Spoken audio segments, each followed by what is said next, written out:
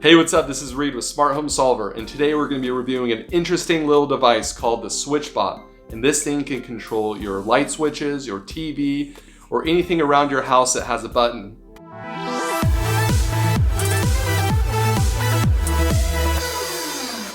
It's like a little robot with an arm that can do stuff around your house. Almost reminds me of the design of that little, useless box.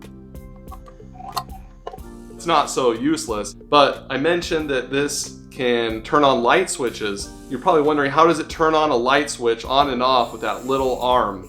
Well, let's show you what's included in this thing and how to set it up. So there is an optional hub. You need this if you want to connect the SwitchBot remotely, or if this then that, or Google Assistant, or your Echo device. But the cool thing about the hub is that this thing lights up different colors. Like, you want to display this thing because it's not just a boring old white hub, and the hub looks like a cloud. Nice little touch. It connects to the cloud. So for the SwitchBot, it's pretty basic. There's an adhesive already attached to it that's super sticky. It's not going to go anywhere when you attach it to a surface. It also comes with a fishing line attached to an adhesive little attachment. And then this is how it can control the light switch. So to connect the SwitchBot to a light switch, first you have to go into the SwitchBot settings in the app, and you have to put it in light switch mode.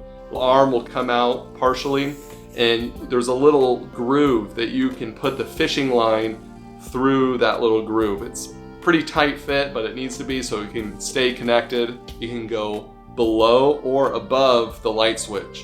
If you do put it below, then you will need to invert the toggle so that way when you say off or on, the light switch will go off or on depending on what you want. The little attachment goes onto the light switch itself, and the little arm can pull or push the light switch on. It works pretty well. Another cool thing is that you can still use the light switch without using the SwitchBot. The next thing we connect our SwitchBot to was our TV. And I know that a lot of smart TVs out there, you can control the TV with your phone, but a lot of times you can't turn the TV on and off with your phone. Unless you have a Harmony hub, which we do have and we love it. We're going to do a review on that soon. But the SwitchBot is nice because you can have the TV turn on and off, and then you can control it with your phone, and you don't even need the remote. And this time, it's not in light switch mode. You just line it up and you press the SwitchBot button, the TV turns on. Pretty simple. What's really nice about the SwitchBot is you can also connect it to Google Assistant or Echo devices. And to do this, you first have to go into the SwitchBot app. Go into the menu and look at the device list. Go to your SwitchBot that you want to connect, and you have to enable those devices. If this then that, Google Assistant or connecting to an Echo. If you don't do that, it will connect, but it won't find any devices. So make sure you do this first. Turn on TV bot. Okay. Hey Google, turn off TV bot. Okay, turning off the TV bot. We also try to connect it to our garage door opener. And this was, to be honest, a little bit of a failure for us. Our button on the garage door is a little bit hard to press. You can't press it at the bottom, you have to press it at the top, and there was nowhere to really put the SwitchBot unless I installed something on the wall. I try to get around, I try to use the car opener, try to click that didn't work.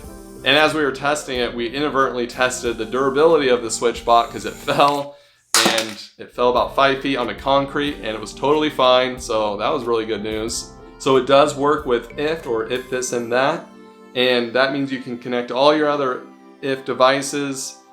They're working on a SmartThings, a Wink, and a Nest integration, so that will be coming in the future, so we'll be looking forward to that. There's also the battery in it, and it lasts about 600 days, they say, using it about twice per day.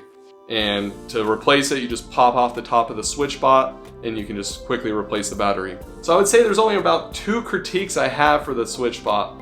First, it's a little bulky. If you put it on your light switch, it kind of sticks out a little bit. You get bumped off. If it's behind your TV, it's not a big deal. You won't really see it.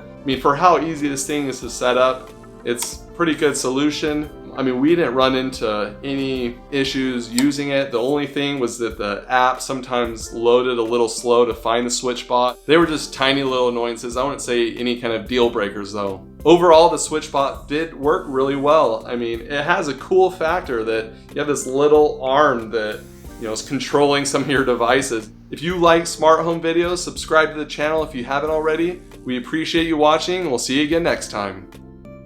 Next time on Smart Home Solver, set up the SwitchBot on a smart outlet and have the smart outlet send an if trigger to the SwitchBot to start it again and have an endless loop, or until the battery dies.